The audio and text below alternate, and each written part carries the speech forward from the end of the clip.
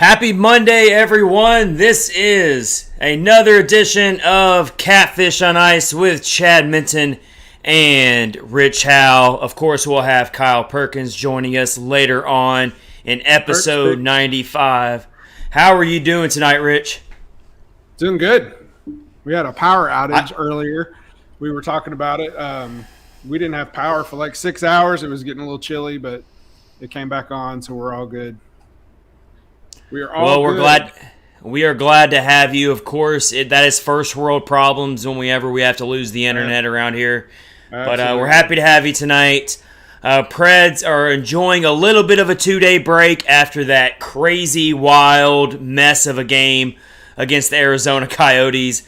We're going to talk about that a little bit. Talk about all the wackiness, all the fisticuffs that went on in that game. Of course. Oh, it was just a mess. Like, I'm telling you, like, watching that entire game, I'm like, can we just get out of here with a win and just, I don't even care anymore. Like, I don't even care how it looks anymore. The game was just such a mess. But the Preds got the win. And the Preds have a 4-game winning streak going on.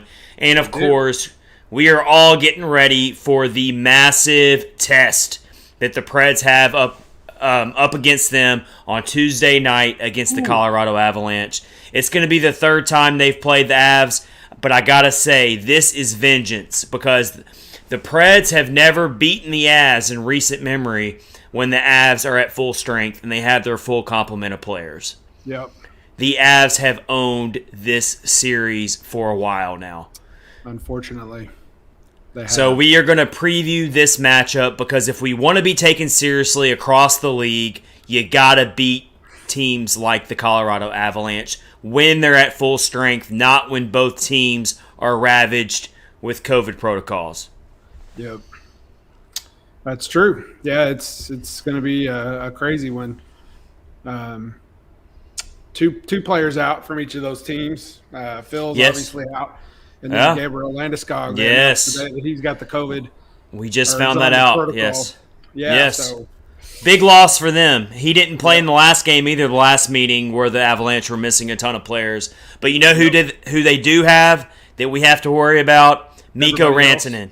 Well, that too. Mikko Ransomen, who did a hat trick on the Preds in the November meeting where the Avalanche just completely boat raced the Predators and just lapped the field against them.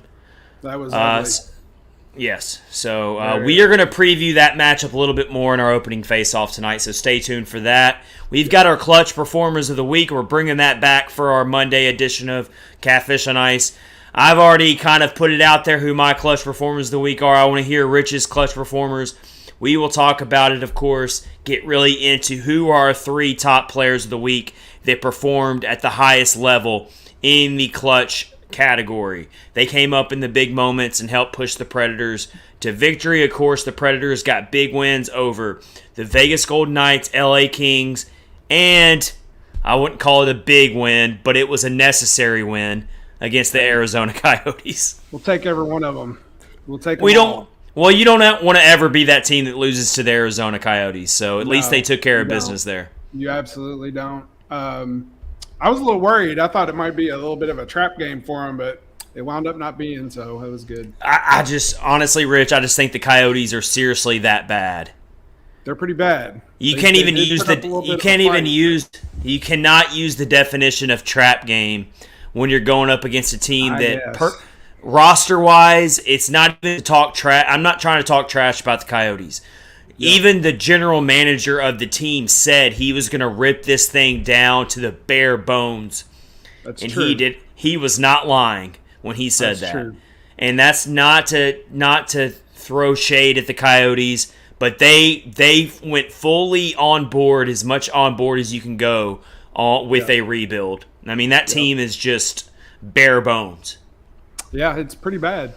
I guess trap game probably isn't the best description, but they did make it interesting. So they did. Well, I don't think the Predators. I'm going to be honest with you, Rich. I don't think the Predators played a great game. I don't think they were as focused as they should have been. They opened the game up with a very quick goal, which honestly was a product of the Coyotes just not being a very good team. How do you let a team just march down the ice in the first 60 seconds and score an odd man rush goal where Matthias Ekholm ends up in the net after he scores the goal. I mean, just horrible. Yeah, I can promise you that against pretty much every other NHL team, that's not going to happen. No, probably not. You're right. So I'm not trying to rain on anybody's parade, but that Coyotes game, go ahead and just bury that. Don't even talk about it anymore because it really was not that impressive to me from the Predators' perspective, other than UC Saros. UC Saros was the only Preds player that really impressed me to the degree that, yes, he stayed on his hot streak and made some really critical saves because, the Coyotes had it at a 4-2 game halfway through the third period, and I'm sorry, but I was starting to get a little nervous, like, what are we doing here? The few fans that were in attendance that were cheering on the Coyotes, they were getting into the game, and I got to give a lot of credit to Coyotes fans because that is the exact illustration of Die Hard right there. There was actually quite a few Predators fans there. There were, but there were some Coyotes fans there, and absolutely. But it was funny because there was more than I thought there would be. That's for sure. It was hard to watch though. It was hard to watch, but hey, the Preds got the win. That's what's most important. Yep. And they continue to hold first place in their division, and they actually, I got to see if it's still true now. I'm not sure. I haven't checked it since then. I think it is. But temporarily, they had the top point total in the entire Western Conference, and it looks like that is still true. That is true. That is still true. They've got 48 points. The next closest Western Conference teams are the Blues and the Vegas Golden Knights, each with 47 points. So are you ready for this, Rich? We are a Nashville-based sports podcast, of course. We are a hockey podcast, but we also love our Tennessee Titans. And they are also not only the top team in their division, but also the top team in their conference. You want to talk about very rare territory to have both your hockey team and your NFL team at the top of their respective conferences. The only other city there's two cities I can think of that probably know what this feels like. The Tampa Bay, because they had the Buccaneers with Tom Brady, who won the Super Bowl, and the Tampa Bay Lightning. And I gotta say, for a long time there, the Boston Bruins and the New England Patriots and the Boston Red Sox. The entire city of Boston was just owning every sport for a while there. I remember that. Those are the two that really jump out to me where I'm like, okay, but we got to win a championship, though. Either the Titans or the Preds or both need to go ahead and deliver and bring Nashville their first ever professional sports championship. Let's get a parade on Lower Broadway. It would be so amazing for that to happen. I think it's a little tougher sledding for the Preds. It's a little bit harder cup to win, I think, than the other one. It is. Well, the Titans only have to win 3 games to win the Super Bowl, whereas you've got to win 16 games to win the Stanley Cup once you make it into the playoffs. Yeah. It is the hardest trophy in sports to win, the Stanley Cup. We don't just say that because we're a hockey podcast. Me and Rich both truly believe that it is the hardest team trophy to win in sports. No doubt.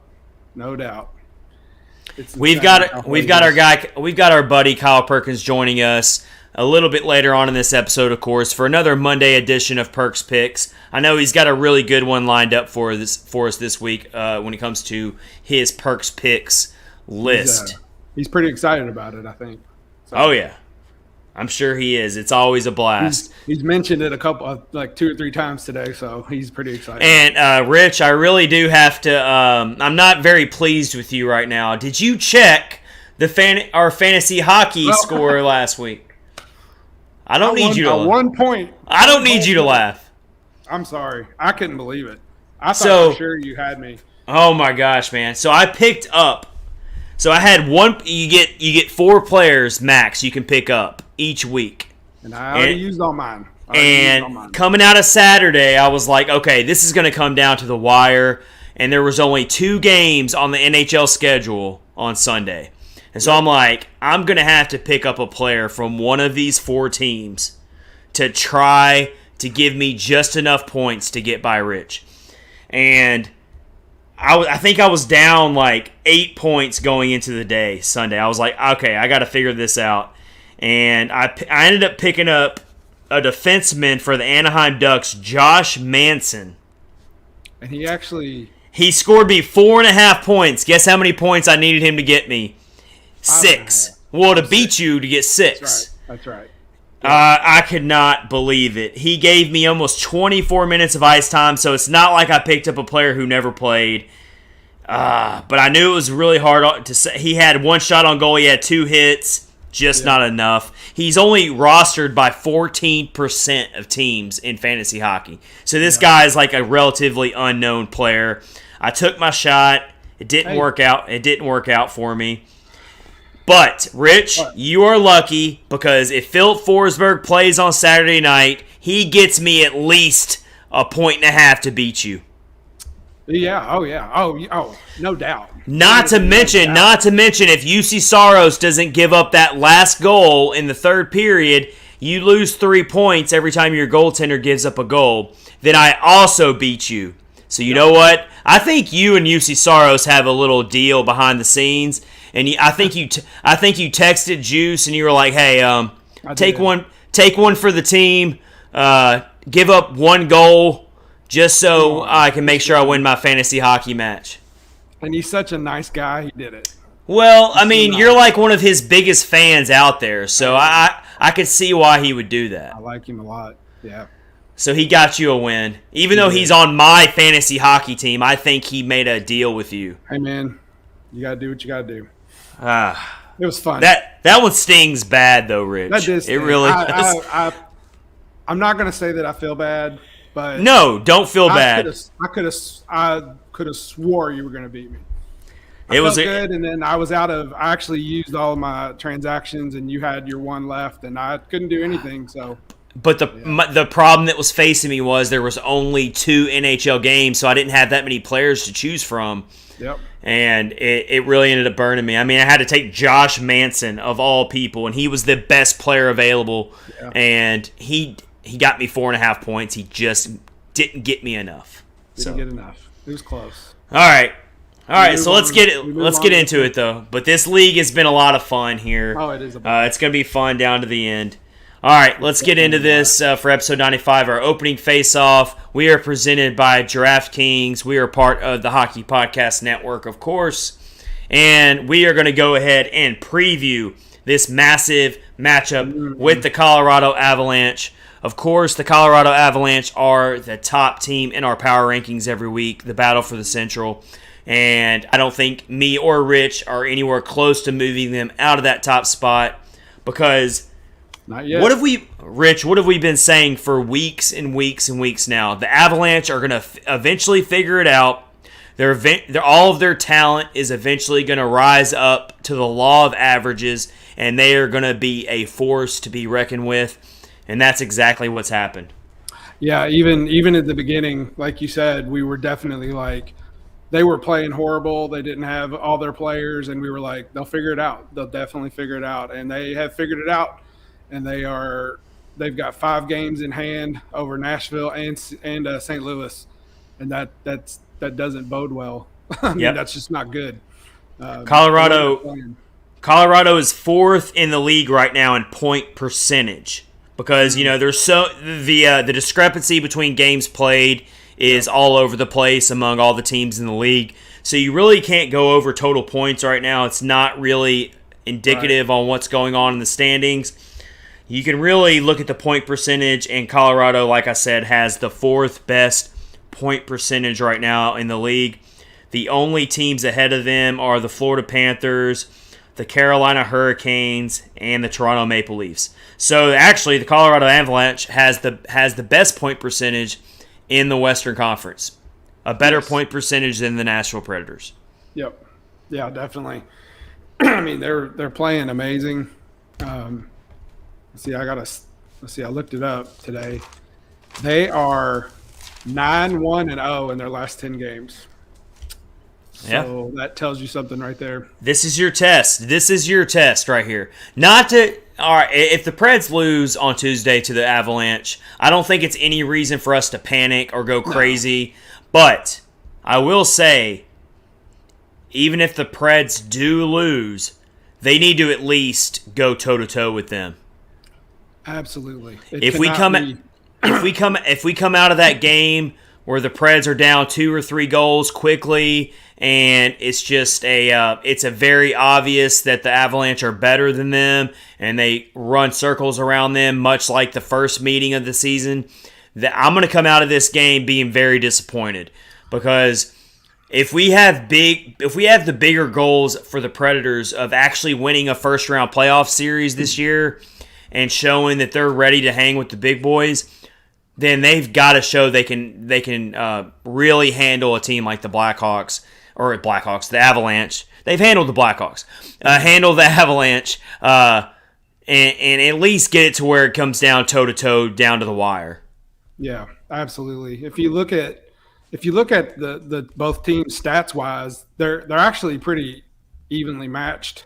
Yeah, at the moment, better than they were in the past, but it's just going to come down to how good is Saros going to be, and can the Predators score some goals against who I'm assuming is going to be Darcy Kemper. Well, I don't know if it is. They're playing a back-to-back right now. They're playing the Seattle Kraken tonight. Let's see who's playing. Let's check and see. I haven't looked to see who their goaltender is tonight. Okay, it looks like it is going to be Darcy Kemper, because he is not starting. He is not starting tonight. Francouz. Yes. He's only playing in his 3rd game of the year. But so it does look like we'll get Darcy Kemper. So you got to be ready for a very, very quality, strong goaltender tomorrow night. Yeah. Yeah. Darcy Kemper on the season, who was a big acquisition for the Avalanche. Of course, the Avalanche used to have Philip Grubauer. That was their big goaltender they had. Grubauer now plays for Seattle and is having a really rough year for Seattle. And the Coyotes, as part of their huge rebuild and overhaul that they're going through, they let go of Darcy Kemper, and he ends up with the Colorado Avalanche. Darcy Kemper this season, not earth-shattering numbers by any means. He gets a lot of goal support. Mm-hmm. That's very important to remember when it comes to that. Definitely important to remember. Darcy Kemper has got a 2.77 goals against average and a .908 save percentage. So not terrible, but not exactly what you would call UC Saros level either. Yeah. Saros is sitting at 2.21 goals against, and the save percentage is .929. Top of the NHL right now, our boy. There you Saros. go. So, there you go. But as I just alluded to, the Avalanche, they're not worried about. They are a much different team than what the Preds are. Oh, yeah. The Avalanche are perfectly content with getting in a track meet with you, getting in one of those types of games where it goes back and forth, open ice, plenty of shots on goal, plenty of special teams, and I'm telling you right now more than ever, the Preds are going to have to be smarter and more disciplined, and can't put the Avalanche on the power play constantly like they just did against the Coyotes. That is a recipe for disaster if they get into that mindset again in this next game. Yes. You can get away with it against the Coyotes. You cannot get away with it against the Avalanche. Yeah, the Avalanche have the 7th best power play in the league, so. Yeah, we saw it in the past 2 games. Like, I know they're missing like some defensemen, the Preds, Dante Fabro or whatnot, but they got that early lead and just crapped it away, and then just were playing horrible in the 3rd period and gave up their lead. And you can't do that. You cannot do that against Colorado. They are suffocating. They have a suffocating defense. They're going to shoot on goal a lot. They've got a lot of powerful weapons, names that everybody knows, and you can't give them any advantage. So that means your people like your Borowiecki, your McCarron. I know he likes to fight. quite a bit. Geno's been going to the penalty box a lot lately. Geno got kicked out of the Benning. Benning. I mean, these are your guys. You love the edge they play. You don't want them to lose that edge because that's part of the reason why the Preds are where they're at right now. It's a fine line you gotta walk here, and you've got to really know how to read the way the game's being called. So you usually can figure it out pretty quick when the game starts. How are the refs going to call this game? Are they going to call it ticky-tack, or are they going to let some things slide? And for the Predators, I think they have to understand the opponent they're against. And they have to understand that they are drastically reducing their chances of winning if they are killing off penalties against the Colorado Avalanche. They are just too elite in that level. And let's just look at the first meeting between these two teams on November 27th. The Avalanche jumped out to a 2-0 lead on 2 power play goals from Mikko Ransomen. So you spot a team like the Avalanche, a 2-goal lead, and it's going to be very, very difficult for you to come back and win. It's just the way it goes. Absolutely. So you've got to keep this thing at 5 versus 5. And if anything, you've got to hope that the Avalanche also commit some penalties because you've got 2 top 10 power plays. Both teams are in the top 10. The Preds are at 5th in the power play now in the league. They've been around that mark all year. And the Avalanche are 28th in the penalty kill. So that's one of their weaknesses. They're not great in the penalty kill. That was a little shocking to see today, actually, but there it is. We all know how you draw penalties in this game. Be the harder working team. Forecheck super hard. Get in there and forecheck. Force frustration out of the Avalanche to where they get their stick caught up, to where they do things that makes them frustrated, and then you can flip the script and get on the power play yourselves. Let your power play go to work. That's where the Preds are going to have to win this game. Otherwise, try to keep it at 5-on-5, but I'm telling you, the Avalanche will once again run the Preds out of the building if this thing is constantly going to an Avalanche power play. Absolutely. And they need to keep their heads about them because Colorado, they like to instigate a lot. They like to push the buttons and make you mad, and they're going to try to draw. Of course they know, and that you know that the scouting report, they're thinking, okay, this Preds team loves to go to the penalty box. They commit a lot of penalties. Let's get under their skin. Let's get them mad. You know, that's what's going to happen. It's going to be the recipe for how a lot of teams go after the Preds here on out. Yeah. Is we're going to make this team angry. We're going to force them to take penalties because we know the type of team they are. And like I said, you have to tote that fine line. We're not sitting here saying we want the Preds to change their identity, and we want Tanner Jeannot and your Yakov Trenins, and we're not saying we want those players to not remain aggressive and change their style of play. We're just saying that they've got to play a little bit smarter. They've got to bring it back a little bit and think more about the team in general and the team you're up against. Yeah, which is absolutely. A team that will make you pay if you put them in the penalty box. You know what's funny? We were just talking about all the guys that like to fight for the Predators. Like most teams have, 2 or 3 guys that like to drop the gloves here and there. We just rattled off like 6 or 7 names of people who will just drop the gloves at the drop of a hat. Oh yeah, and that's good. I like it. And we didn't even bring up Luke Cunnin. Cunnin will get in a fight. Yep. Don't even ask him twice. Yeah, they have a really short fuse, and it's good, but you just got to keep it in check because Colorado, I think their chief instigator is Nazem Kadri. He likes to get under people's skin a lot, and I promise you, without a doubt, he's going to do that tomorrow night, and he's going to do whatever he can to try to get them to hit him or do whatever they got to do. Yeah. To try to keep this thing at 5-on-5, and I promise you the Preds can hang with them. I'm not saying they'll win, but they can keep it interesting. They can keep it close. But as soon as the Preds are constantly killing penalties, it's not going to work against the Avalanche. It's just not going to work. No, it's not. I mean, like we said, they've got a bunch of big names, people that anybody who watches hockey knows who these guys are. Yeah, so, and of course, let's talk about this. Of course, We're not going to have Phillip Forsberg. He's in COVID protocols. At least I don't expect him to be available. It seems they keep it under wraps, but I don't see how he would clear protocols that quickly. Because we're just talking. That's only going to be that'll only be 3 days, 4 days. Yeah. 3 or 4. So when the Preds did beat the Avalanche in the last meeting, even though there were a lot of both teams were dealing with a lot of COVID players out with COVID, Forsberg led the way in that game with 2 goals and an assist in that win over the Avalanche on December 16th. Sissons had 3 assists in that game. And UC Saros only had to make 24 saves on 26 shots, so not a super busy night for him. But here's the thing about Saros, and we're going to talk about Saros a lot more later in this episode. But I found it kind of weird that he didn't get some rest against against Arizona. I still want to call them the Phoenix Coyotes back. We're going back in the day. They used to be called the Phoenix Coyotes.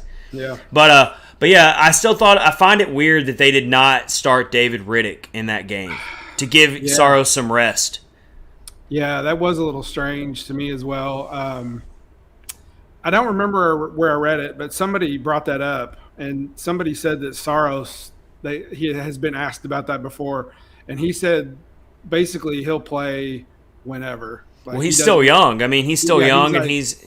Yeah, I'll take whatever starts you want to give me. I'll do it no matter the circumstances. And that's good, but we don't want him to get hurt. and it turned out that the Preds actually probably needed him to be in that game because, like we said, the Coyotes made a pretty valiant comeback there down towards the end of the stretch. And what do you know? Saros had to make 38 saves in that game. Yeah. And do we feel super confident that Riddick would have made all those same 38 saves? I don't know about that. I don't know. I mean, who knows? Like we've talked about before, he doesn't get that many starts, so he probably can't get into a good rhythm. So I don't know. You never know. And then, of course, this is going to be league-wide. I'm sure people can't wait to watch this game for this reason. Cal McCarr versus Roman Josi. Yep. Arguably your top 2 Norris Trophy candidates this year. You can throw Adam Fox in there as well for the New York Rangers. A couple other guys are in there. But definitely Cal McCarr, the younger version that's coming up through the ranks when it comes to comparing to Roman Josi. Cal McCarr is a very electrifying offensive defenseman in his own right. Yep. He is got 15 goals and 15 assists on the season. But Roman Josi has 34 points, so he's actually got more points than Cal McCarr. He's also played a few more games than Cal McCarr. So what you can really say is, point-wise, they are very similar defensemen.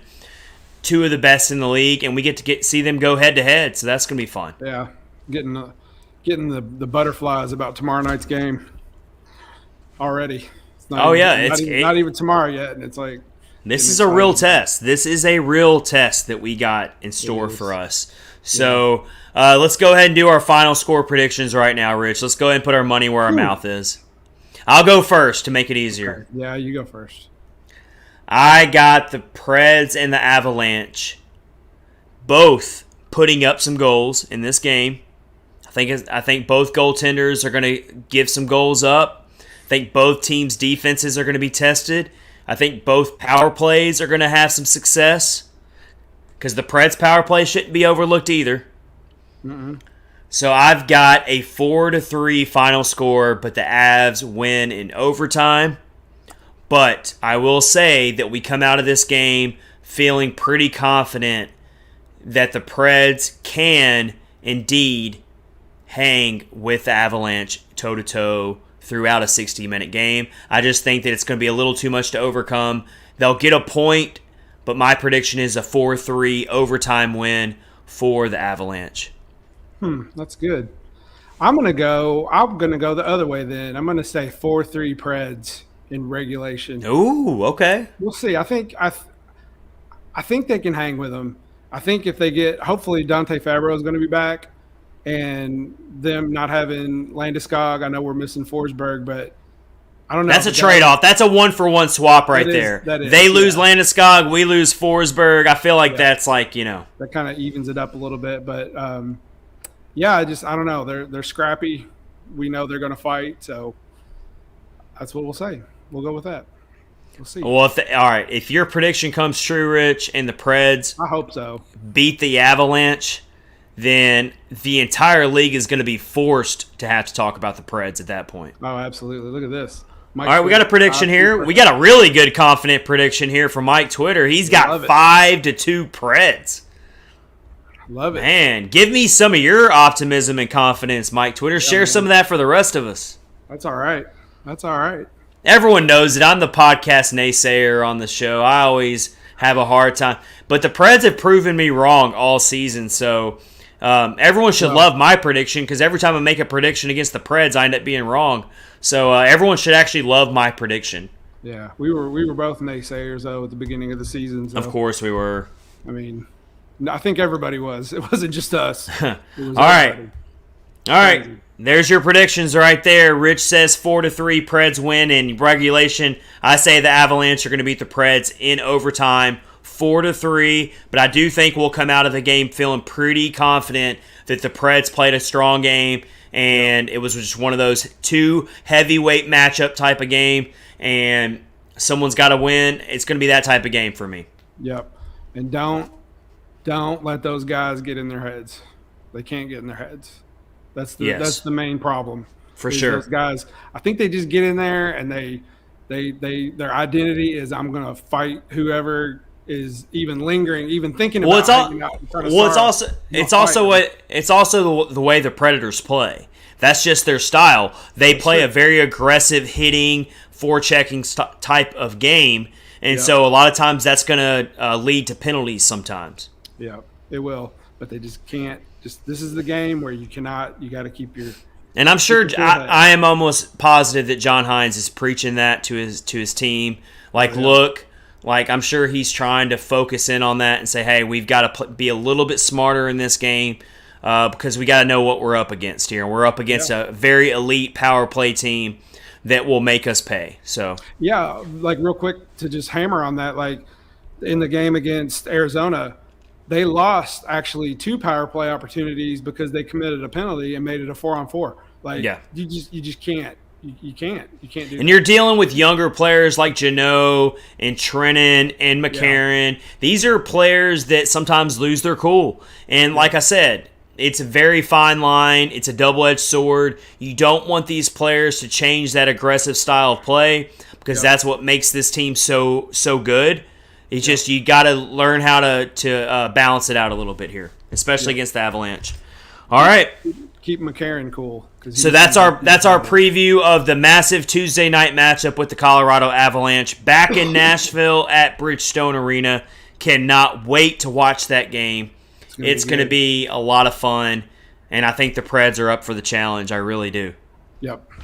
All right, let's get into our next segment of episode 95 of Catfish on Ice with Chad Mitten and Rich Howe, your host. We've got Kyle Perkins joining us in about 15 minutes for Perk's Picks. He'll jump in on the conversation as well throughout the episode with what's going on. And that's our next conversation right now is the best coaches currently in the NHL and where does John Hynes fit into that? Of course, in the last episode, we talked about the general managers and where David Poile fits. So now we're going to shift the focus to the head coaches. And then we will round it out with where does John Hynes fit into that category of best current NHL coaches. And I'm going to start this right off the bat with who I think is one of the best coaches, if not the best coach in the league. And it's a coach that if the Predators would have fired Peter Laviolette just a little bit sooner, they could have gotten this head coach. I think I know who you're talking about. I'm talking about Peter DeBoer of the Vegas Golden Knights. Yep. I don't like the Vegas Golden Knights. I like this head coach. I actually do think he's the best head coach currently in the league right now. He is a very smart head coach. He knows all of his teams are very disciplined. He coached the San Jose Sharks before that. He had some rough times there in San Jose, but overall, I think that he was a great find for the Vegas Golden Knights. And I'll tell you right now that when the Golden Knights, it's escaping me the name of that head coach, their first head coach, the Vegas Golden Knights when they were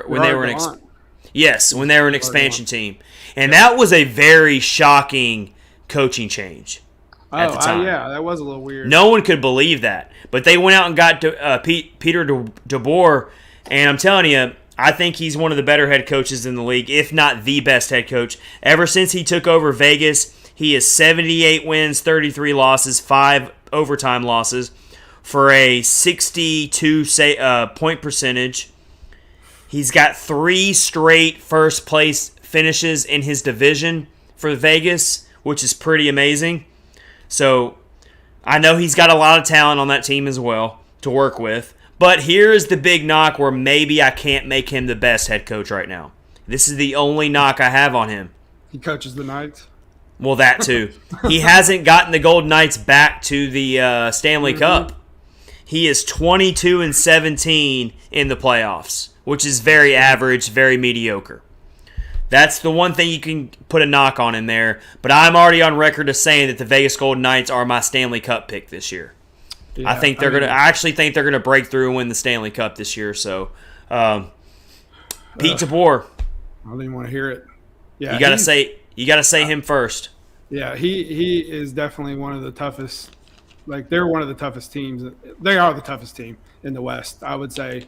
Them in Colorado, obviously, but yeah, I mean, they're guaranteed to go to the playoffs every year, just about. So, and apparently win their division. And win their division. Yeah, that's true. So I went with an easy one. John Cooper, Tampa Bay Lightning.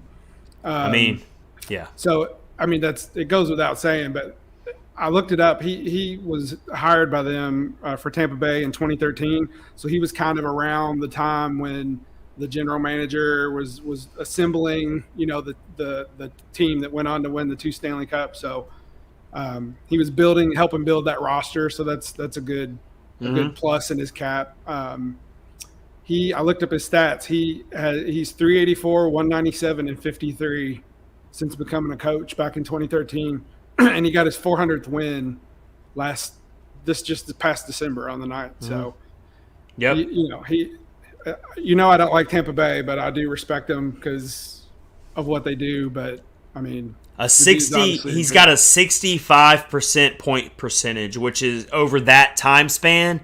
Yep. Is just that's really hard to fathom that over that long of a time span you can build a 65% point percentage there. He's had the Tampa Bay Lightning finish either first or second in the division in 7 of his 10 seasons as a head coach there. And this is the only team he's ever coached. Yeah. Yeah. And, of course, back-to-back Stanley Cups. And there are a lot of pundits out there who think that it's very conceivable that they can win a third in a row. I don't think that's going to happen. Yeah. I don't think Tampa Bay is quite as good as they've been in years past. They're still really good. I don't think they're that good. I agree. They're showing some chinks in the armor, definitely. They're still good. They're still good. And I hope the Predators can beat them for the Stanley. I feel like getting through the East is going to be a lot harder this year for the Tampa Bay Lightning. You got Carolina Hurricanes. They keep getting better. The Florida Panthers keep getting better. Mike Twitter, he came out of some office job. He was actually a lawyer, and then became. I think he was an AHL coach for a little bit. He did some coaching before getting that job, but yeah, he was actually a lawyer or something. So wow. Yeah. So all right, I've got another one here, and it comes from another franchise that I cannot stand, but I got to show respect where respect's deserved. And that is Mike Sullivan of the Pittsburgh Penguins. Yeah, I cannot stand that franchise, but this is another really good head coach that if he was on the market and he was available at the time when John Hynes was looking to be hired, you wish he would have been available at the time because he would be a great head coach for this franchise. But Mike Sullivan should have been the Team USA coach this year in the Olympics. But since the NHL is not going to be involved in the Olympics, he will not be the head coach. So that's a tough blow there that he didn't get to be the head coach for Team USA. But he's been with the Penguins for 7 seasons now. It really pains me to say this because it's drudging up old memories of 2017 when the Penguins beat the Predators in 6 games to win the Stanley Cup and win their second straight Stanley Cup. Yep. So he is also a back-to-back Stanley Cup champion. He's got 271 wins, 140 losses, 48 overtime losses for a 64% point percentage over his time with the Penguins. I think he's a really good, no-nonsense type of head coach. I think he really knows how to control a locker room, bring a team together for the common goal of winning a Stanley Cup. And sometimes, dare I say, I get vibes from John Hynes in that regard. That he is a player's coach, a player that knows how to control the locker room, bring everybody together. And when you talk about John Hynes, when he came on board, that locker room was a mess. And it's a big reason why. And it's a big reason why Peter Laviolette was let go, was because there was not any control in that locker room. And so Mike Sullivan is one of those no-nonsense types of head coaches that I think is very important when it comes to finding success in the league. So I got to give some credit to another franchise's head coach that I can't stand. That's Mike Sullivan. Well, let's continue that trend then. So we've talked about the Vegas Golden Knights, and then I brought up Tampa Bay, and you talked about Pittsburgh. So now I'm going to say Rod Brindamore of the Carolina Hurricanes. Oh my gosh, the Karen of NHL coaches. The Karen of NHL coaches. I love. Well, I'm not going to say I love. I like the players for the Carolina Hurricanes. I think they're an awesome team, so talented. He is a great coach, and he's whipped them into shape. That's a good one. He is a great head coach.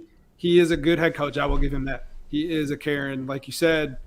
He got them into shape. They're tough. I mean, they're one of the toughest teams. I would rank them up there with Tampa Bay, Vegas, all those teams. Yeah. And he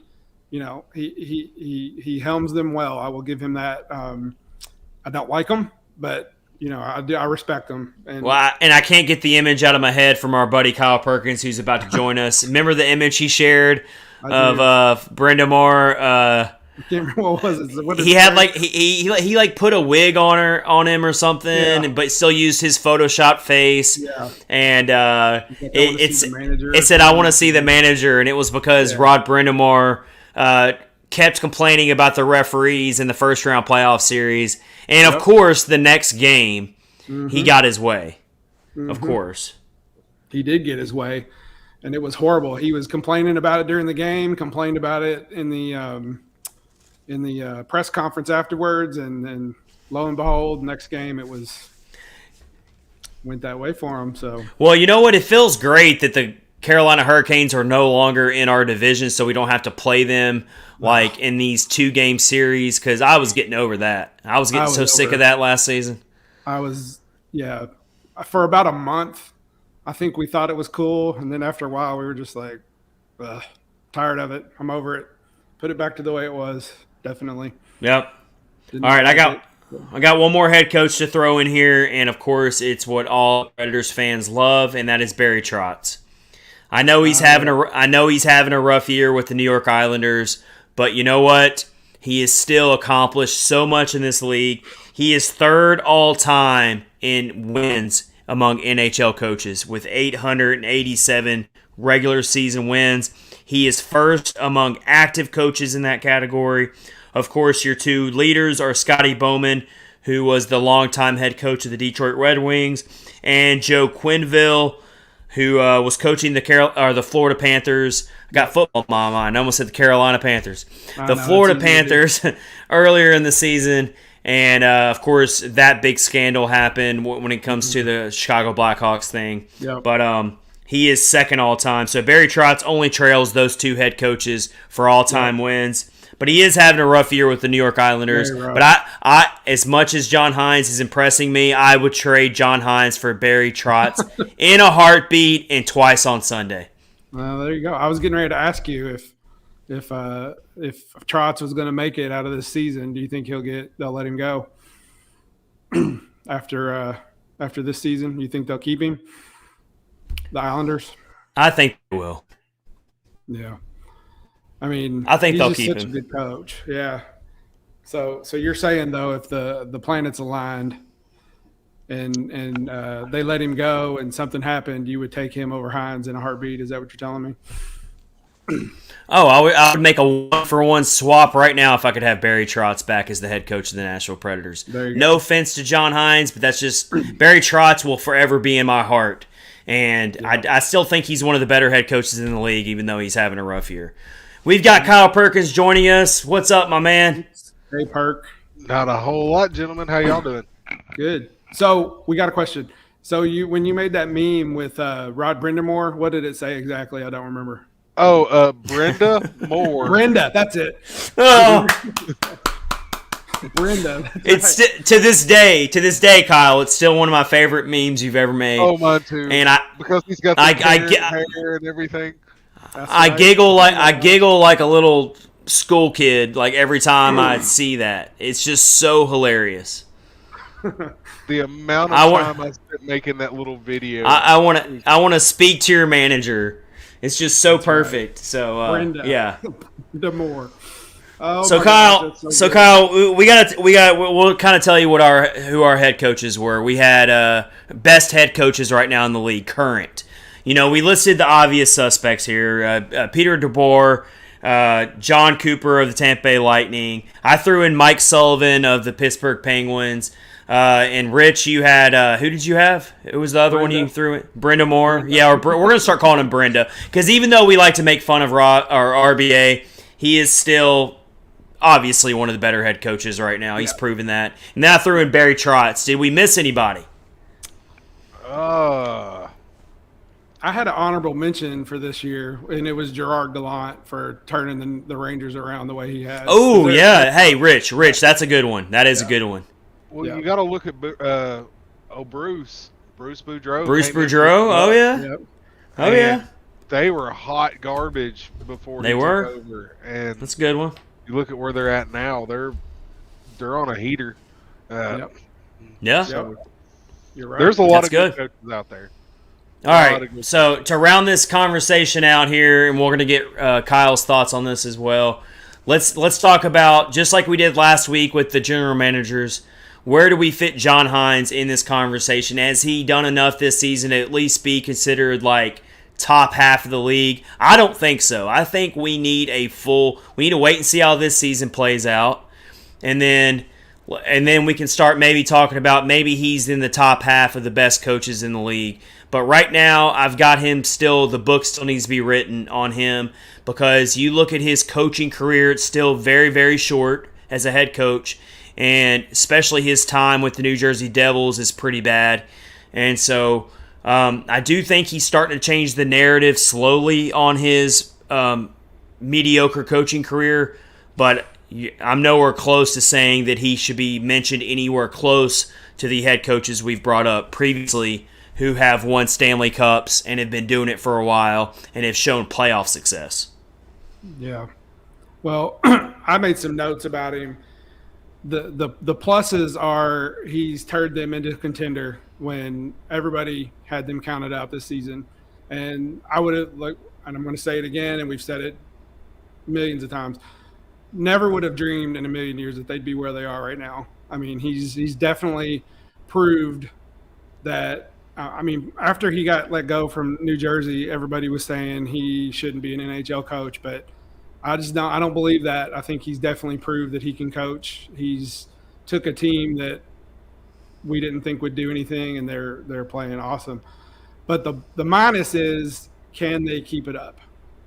Can they maintain the level that they're playing at? Well, and also the minus is, can he actually prove that he can coach a playoff team? And not just a team that makes the playoffs, but a team that can actually win a playoff series. Because he's already coached them to the Stanley Cup qualifiers, and it was a massive dud. They looked terrible in that playoffs Stanley Cup qualifiers. And then, yes, they did play much better and valiantly, and I think we all came out of that Carolina series feeling I respected the effort that the Predators showed in that series. Yeah. No one expected the Predators to beat the Carolina Hurricanes in that series, and they ended up taking it to 6 games and ended up being a pretty fun series. So, yes, he's definitely building something, but I'm not ready to get anywhere close to saying that he's the long-term head coach of this franchise. Not yet. Just not there quite yet. I agree. What do you I think, don't know. Kyle? I'm a Hynes apologist anymore, so he's got a .619 win percentage at the Predators. When you look back at his time with New Jersey, he really didn't have anything to work with besides 1 year of Taylor Hall. They were bad. They were very bad. And that ownership and management group was kind of determined to be bad. They wanted the Jack Hughes picks. They wanted this, that, and the other. They weren't really trying to actively win. So he was kind of up against it there. He shouldn't have made the playoffs when he made them there. Yeah. You look at since he's been in Nashville, he came into a group that was, and admittedly from the players, was frail emotionally and everything else. They didn't have any heart. They'd roll over and get ran out of a building, 2 or 3 times a month, and it seemed like any time they were down a goal that it was just time to give up. It's time to circle. They're just going to circle the wagons and hope for the best. They're not going to keep fighting. Yep. I don't know. I see a big difference, and to take players that were really set in their ways, Ryan Johansson, Matt Duchene, looking at you two guys, you take people that were really set in their ways as players and get them to conform to a new system. I think he's well on his way. But that's not to say that he's the end all be all. I'm not saying he's the next greatest coach in the league, but it's going to take time. I throw him in the middle. I throw him right in the middle of all the head coaches, which is saying a lot considering when he was first brought on board, everyone was pretty upset about it. They thought the Predators should have went the interim route the rest of that season and then really went on a coaching search in the offseason. They thought, everyone, including myself, I said, why are we rushing into hiring this John Hynes guy, a couple days after we fire Peter Laviolette? I think a lot of people wanted Carl Taylor at the time because he was doing so many great things for the Milwaukee Admirals. So a lot of people were very baffled by the quick hire of John Hynes, and I think slowly he is starting to bring people on board. But I'm telling you, these fans want more than just a first-round playoff appearance. They don't care about preseason predictions. They don't care about the fact that the Preds were not even expected to make the playoffs this year.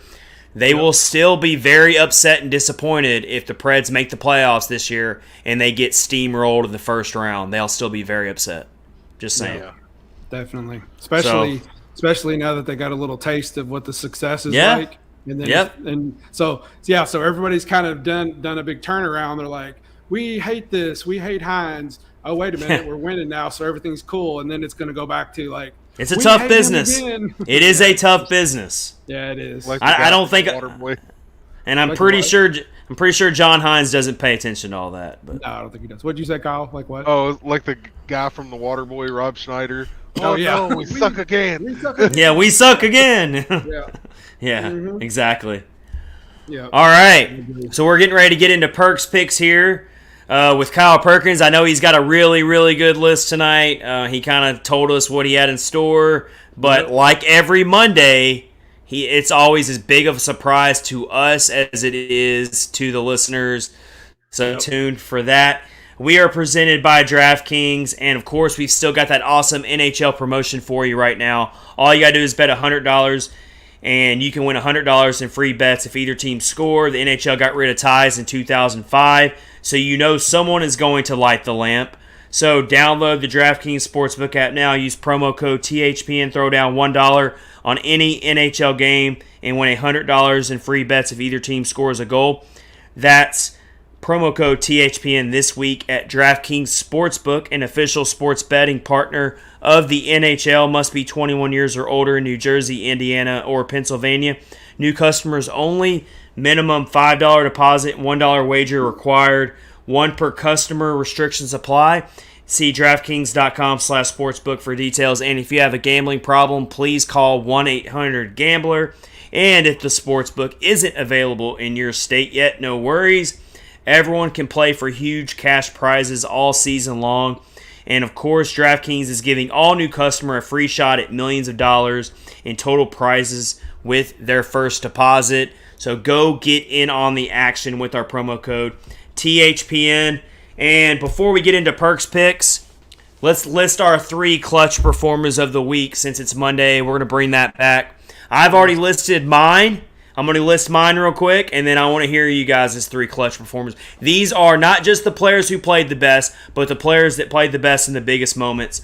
And my top 3, my number 3 was Yakov Trenin. He scored a goal in each game this past week. He is now 6th on the team in goals on the season with 9, which is pretty impressive. We always knew he was an offensive type of prospect when he first came in. Now he's really starting to find that. I've got him at number 3. Number 2, I've got Phillip Forsberg. Even though he did miss the Coyotes game, he still put up 4 points in the 2 games he played in. These were some really amazing, jaw-dropping types of goals where he's on another elite level right now. We've always talked about this, that Phillip Forsberg is on the cusp of being elite. He's not quite there yet, but he's on the cusp. Well, the way he's playing this season in a contract year, he's knocking on the door of being elite. And so I've got him at number 2 on my clutch performers of the week. I think if he would have played in that Coyotes game, it's very conceivable he would have added another goal to his resume for the season. Sure. Pretty sure. Feels pretty confident about that. But he unfortunately missed that game because he is in the COVID protocols. And then my number 1, it would be blasphemy if I didn't put this guy at number 1. The way he played, I mean, it's pretty obvious. Save you the suspense. It is UC Saros. He made 125 saves on 131 shots in the 3 starts this week. 95 save percentage. He had to work in all 3 of those starts, probably more than we would have liked to see him have to work. That Coyotes game, I thought the Preds really played sloppy there towards the end. And UC Saros had to be on top of his game there to keep that from getting really ugly down the stretch. So I've got him as my number 1 clutch performer. Yep. So I did those exact same 3 people, but I put Phillip Forsberg as 3rd just because he didn't play in the last game. But he does have, if you go back to the Chicago game, he's got 6 points in 3 games. That's pretty damn good in my book. Yakov Trenin, like you said, 2nd, a goal in the last 3 games. Dude, he's amazing. And he's still doing the other stuff too. He's still making hits. He's still playing aggressive. I mean, him and Tanner Jeannot are just like a 1-2 wrecking ball right now. They absolutely are, and you love to see it. Like nobody would have thought that Yakov Trenin would have been like a star in the NHL, but he's like showing people like he's an amazing player. He's a tough player. He's a tough customer. So put him at 2nd, and then 1st it was obviously UC Saros. All those Predators owe him a steak dinner for all those saves. I mean, it was insane. And Jeannot was my honorable mention. He really was. I almost put him in there because he did have a goal and an assist. He had 7 hits and 5 blocks in that game versus Vegas. So he had a really strong week as well. But I couldn't put him above Trenin, who scored 3 goals. I just couldn't do it. No, I agree. So I'm going to go different. All right. I got to be different. We like different. I'm going to give the first one to Matt Luff. Oh, there you go. Oh, okay. That's a good one. First career goal. First career goal. Not his first career goal, but his first goal as a Pred. Yes. And against his former team. Yep. He has had 10 goals with the Kings previously. That's a good one. That's a good one. That was pretty clutch. Come into your own barn, new team, call up. And he was hype. He was hype. Yeah. Yes, he was. I loved it. The next one, and that's the captain, because the captain's always clutch. Yeah, He is. You can't go wrong with that. And the last one, you literally can't go wrong with, and that's UC Saros. Yeah, we can't leave him out. It's impossible. He's too good. Something tells me he's going to be a regular on this list every Monday from the rest of the season. But because he's the goaltender. He's the one that the guy is pretty much making it a lock that he doesn't give up more than 2 goals in a game. I wrote this down. In 80% of his games this year, he's given up 2 goals or less. 80% of his games. So he is literally 8 out of 10 games he starts. He has given the Predators such a strong chance to win by just giving up 2 goals or less. It just blows my mind. You are literally maximizing your team's chances of winning when you give up 2 goals or less. It's just incredible. What was funny in our fantasy league chat that we have going on, CJ, our friend CJ Wadashek, said the NHL Tonight is right now talking about if UC Saros is good enough to be in contention for the Vezina. I was like, you got to be kidding me right now. How could you not think that he's in contention for the Vezina? It's insane. I think most people do. They know it. I know, it's insane. I don't get it.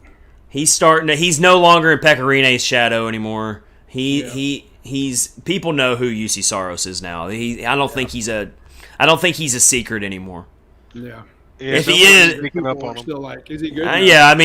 And a lot of your people who were predicting this season going into the season, I did see some national predictions out there that said the Preds might make the playoffs if UC Saros puts up a Vezina-like season, and that's what he's doing. I do think the Predators are playing well for other reasons as well that we didn't see coming. Right. But of course, UC Saros is a big reason. So, all right, let's get into this week's Perks picks with Kyle Perkins. Let's get it going. Oh. Perks picks. I got a little. Look at there. What's up, buddy?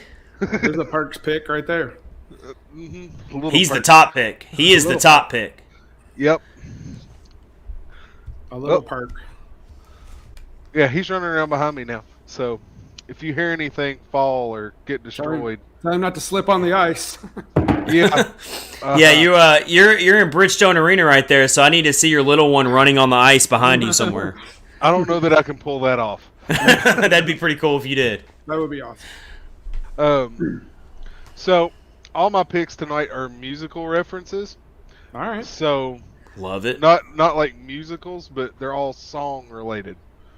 And we're gonna start off the Sound of Music or anything, or no, or like Annie, or okay, good. No. Well, awesome. There is one Disney reference.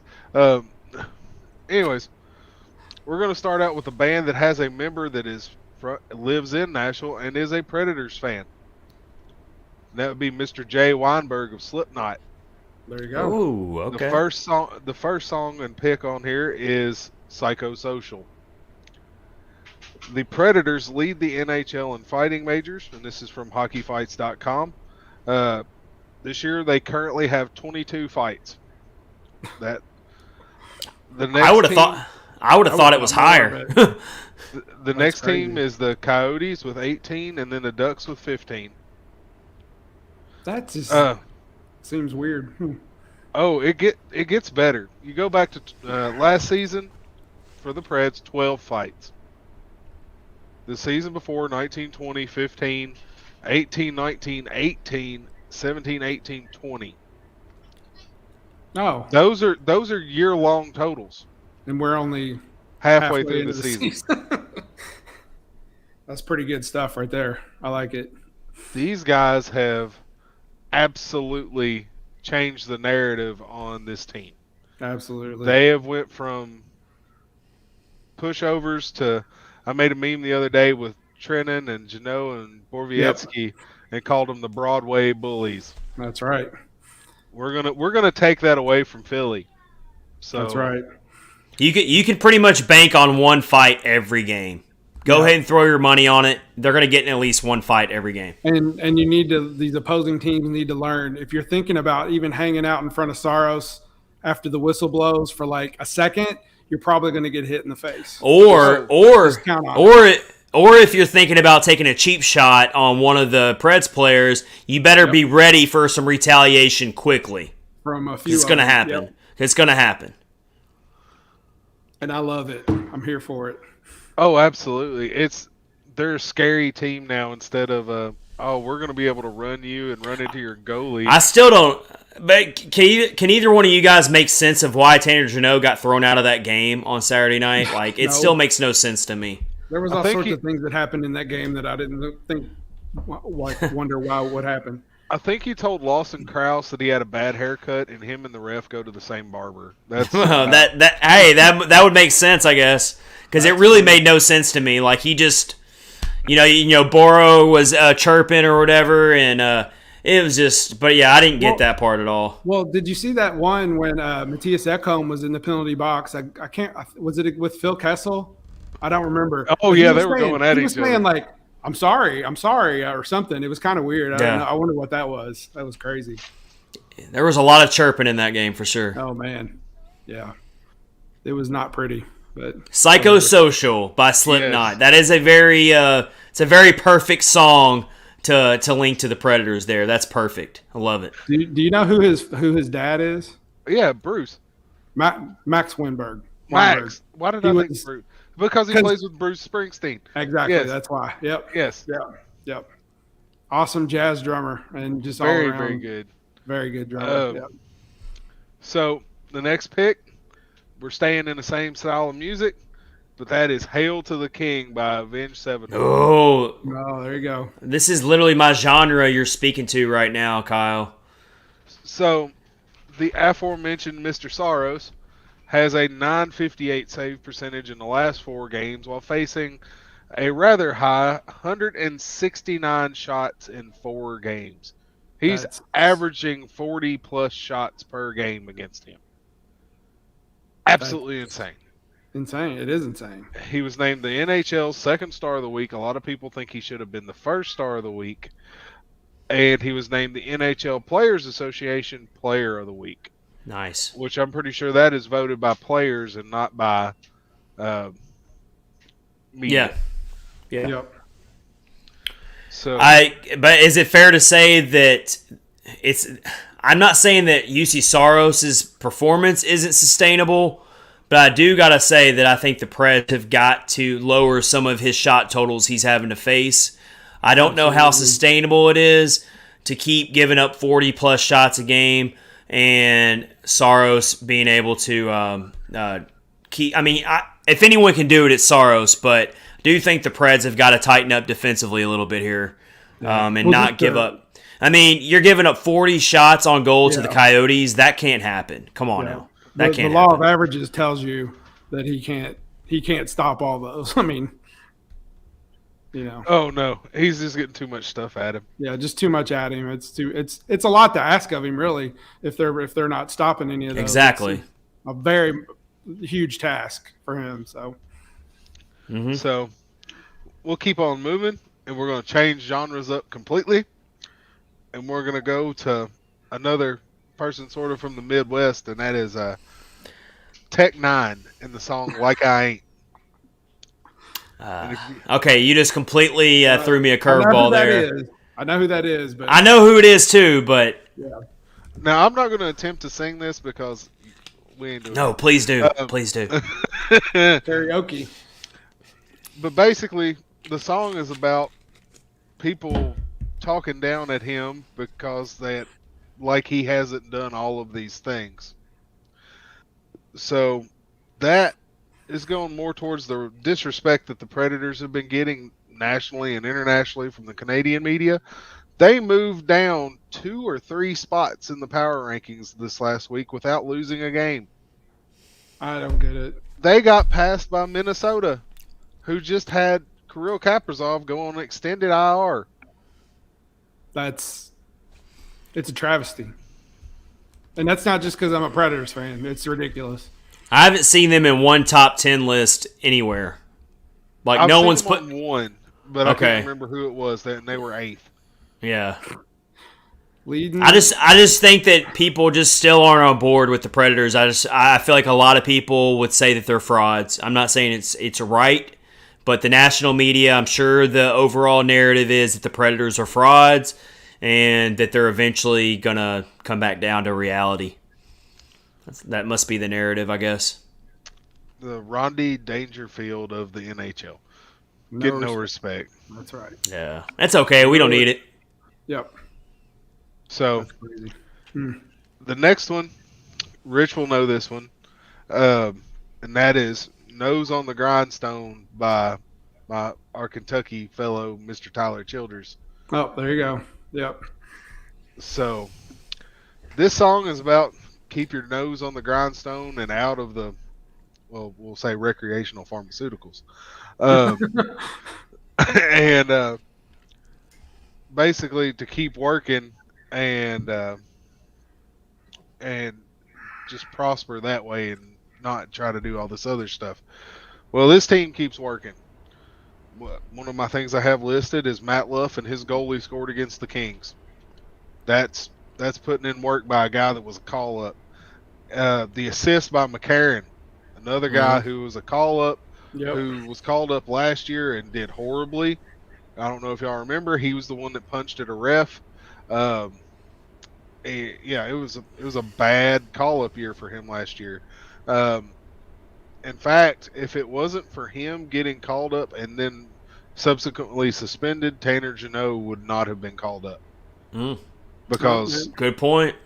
He was McCarron was the call up to replace Olivier when Olivier got hurt originally. So interesting. Yep. In the last 4 games, 17 different players have recorded points. Wow.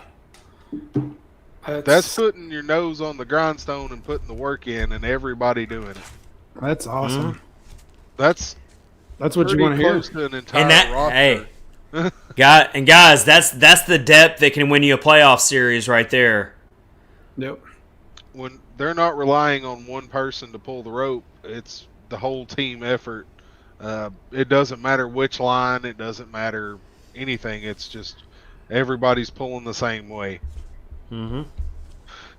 And the next pick, and I chuckled because of this song because it's one I remember from when I was younger, and it's "My Own Worst Enemy" by the band Lit.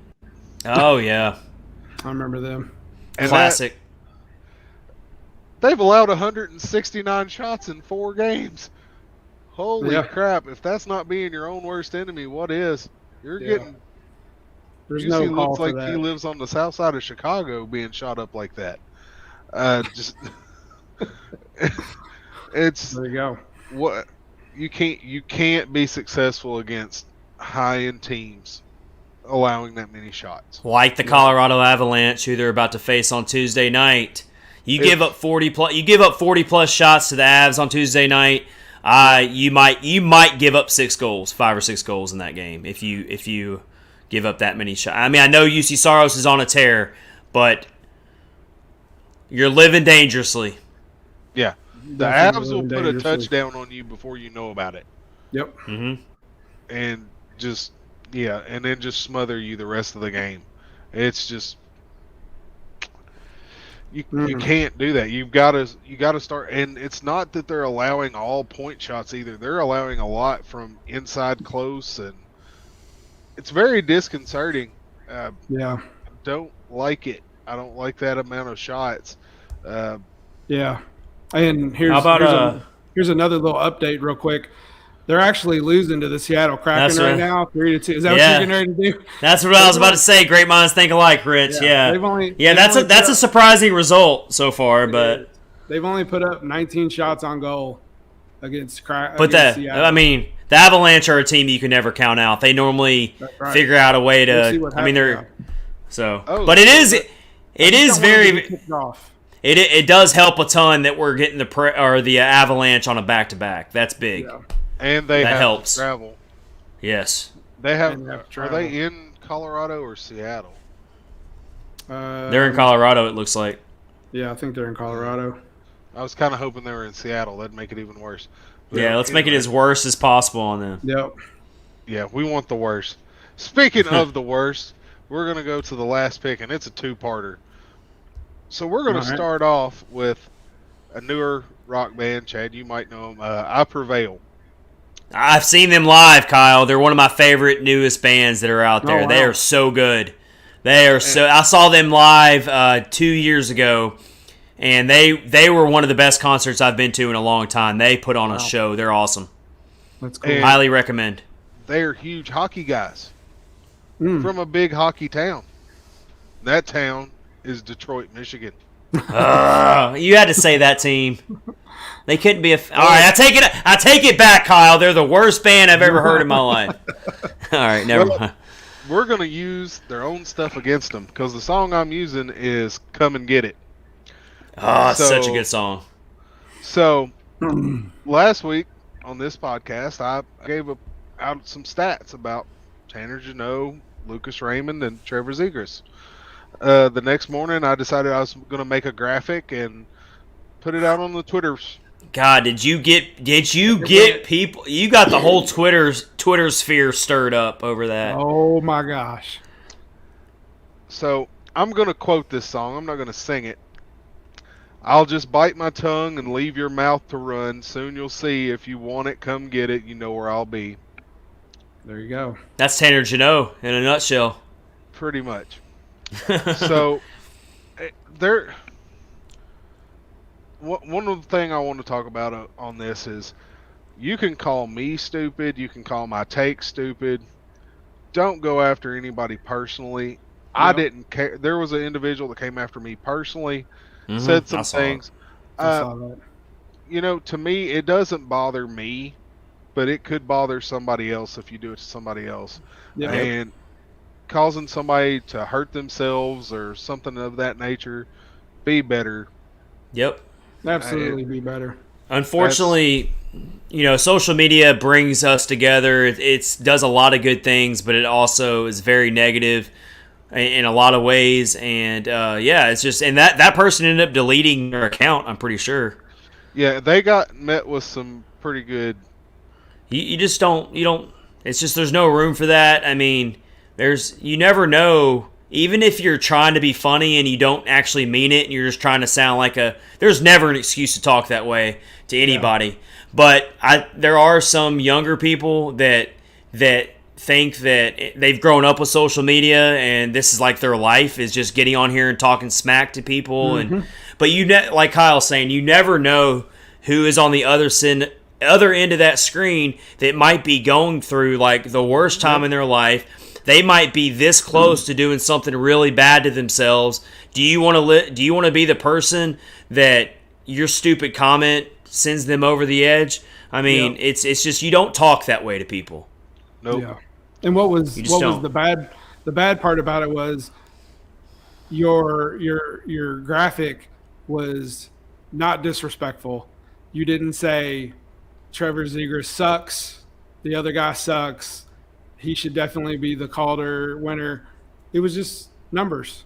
It was all it was. And it's just for people to get that ticked off it's sad. Very sad. It was a conversation starter. It was a good one. Was it? I just thought Tanner should be even just in a conversation. A lot of people brought up Moritz Seider, their defenseman there in Detroit. He would be a great Calder winner. He is an amazing young defenseman. I'll tell you one thing: it's gonna be a fun Calder Trophy race to watch. I mean, I'm super in. I'm almost more into this than I am any other award race this year. Like it is. As far as fun to watch, it's the closest one. But I'll go ahead and give the second part, and you can blame this on our fantasy hockey group chat and the conversation we were having there a minute ago, and that's. It's from the new Disney movie Encanto, and it's We Don't Talk About Bruno. That's funny. And nobody's still talking about Tanner Jeannot nationally. No. And you know what? I'm gonna take my little victory lap on all the smack talkers on the interwebs because there is no tied for goals anymore. Tanner Jeannot is your leader in goals for rookies. He's also the leader in game-winning goals for rookies. Yep. So, taking a little victory lap on that one, but take it. Yeah. How many views did that wind up getting? Did you ever check it? Give me about 2 seconds and I'll tell you. All right. It was over 100,000. That's insane, man. That's insane. Good for you. Yeah, that's awesome, dude. And it really got people talking. For the people who kept it respectful, I did enjoy the back and forth. Yeah. There was some good discourse. And there were some people who actually ended up coming around and being like, Jeannot's a really good player. We just think this and that. And that's what I was there for. But then it got to the point where, I mean, I was getting like 60 notifications like every time I pulled up Twitter. And I was like, this must be what it feels like for famous people. This is probably why famous people never respond to anyone on Twitter, is because, I mean, it's like you can't keep up with all that. But it was a really good discussion. It was awesome. Absolutely. Tanner Jeannot's here to stay. I don't think he's going to win it, unfortunately. Something will happen where he'll probably get passed up. But even if he doesn't win it, how cool would it be to at least get a nomination and get to go to the award? Even get to go to the award show would be really cool. Mm-hmm. That's what I'm hoping for, is just the kid's done it all the hard way. You literally couldn't undrafted do it free agent.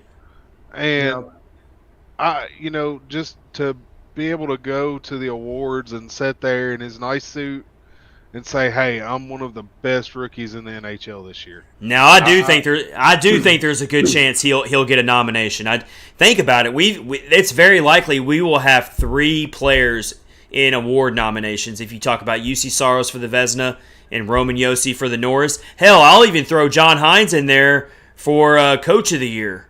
What do they call that? The Jack Adams. I mean, so you've got 4 different Preds members who have a chance to win awards this season. So yeah, a lot of fun.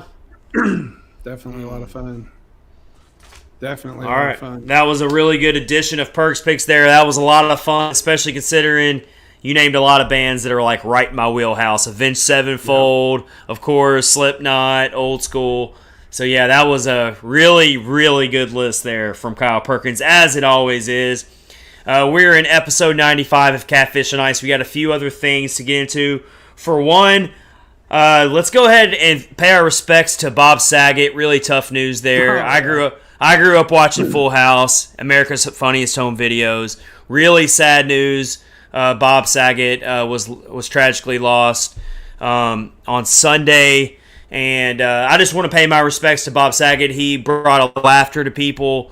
He was just 2022 is taking another really special person from us. Of course, Betty White. We've lost Betty White this year. We've lost John Madden this year. So some really big icons have been lost this year. But definitely rest in peace to Bob Saget, who brought a lot of laughter and joy to people's lives. So yes, that is a big one there. And then let's show some love to our hometown Tennessee Titans, who locked up the number 1 seed in the NFL playoffs. And much like the Preds get overlooked and get all the disrespect nationally, the Titans are another team.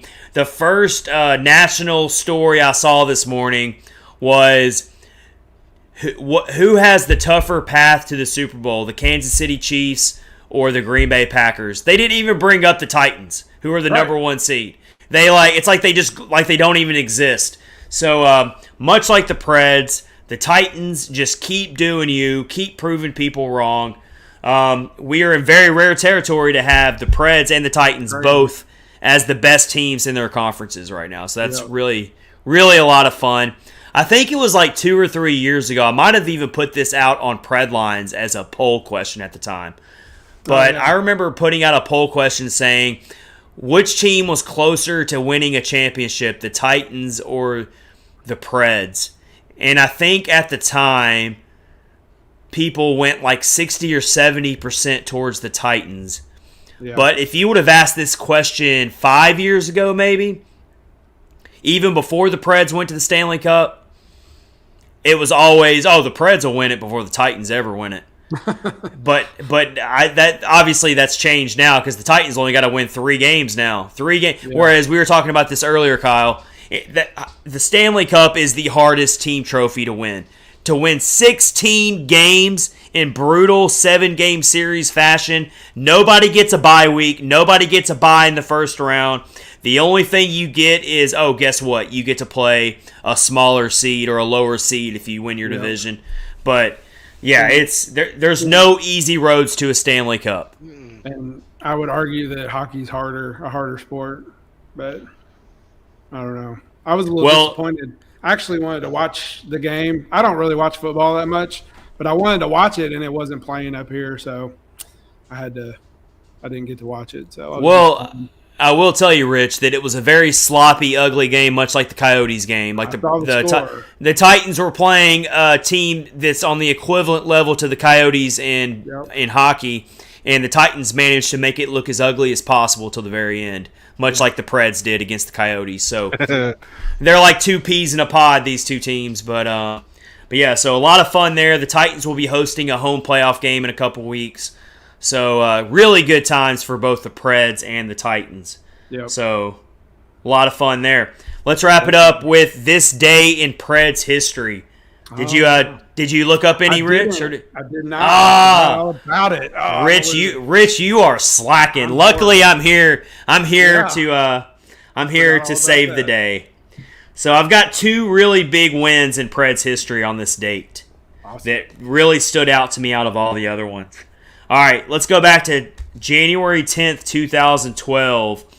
The Preds beat, of all teams, the Colorado Avalanche 4-1. Ryan Ellis and Martin Erat each had a goal and an assist, and Pekka Rinne gave up just 1 goal and had 32 saves. So there you go. If the Preds can get a 4-1 win over the Avs on Tuesday night, that's going to be a statement right there. And then let's go back to January 10th, 2017. So 5 years ago on this day, Calle Jarnkrok gets the overtime game-winning goal, a shorthanded game-winning goal to beat the Canucks. You want to talk about one of the most exciting goals you can score, a shorthanded overtime game winner? That was our boy Calle Jarnkrok. The boy. In 2017. The boy Calle. He's having a rough year for Seattle, isn't he? I think they're all having a rough year up there. He was injured there for a bit, I think, wasn't he? He had COVID. He was out on the COVID protocol. I think you're right. I think he did get injured. Yeah, like they have got like Yanni Gord, awesome player. I think he's struggling. He is playing tonight. He is playing tonight against the Avs for the Seattle Kraken. He's got 10 minutes of ice time tonight. He's been in the face-off circle a little bit. 1 shot on goal. Let's see. Jarnkrok has got 4 goals and 6 assists on the season. So I mean, at least he's making a little impact. But let's be honest, the Seattle Kraken are not an offensive team at all. No. Like they really struggle to score. So no one's going to put up big numbers for that team, offensive numbers. That is, so. No. Who has the? Oh. Yeah. No, it's crazy. All right, gentlemen, it's been a really fun episode. This has been episode 95 of Catfish on Ice with Chad Benton, Rich Howe, and Kyle Perkins. We hope everyone has a really awesome week. Go Preds. We will talk about the Avs game tomorrow night, Tuesday night. You ready? Can't wait for it. Until then, we will see you later this week on Thursday for episode 96. Until then, everyone take care. Stay safe. Have a good one. See y'all later.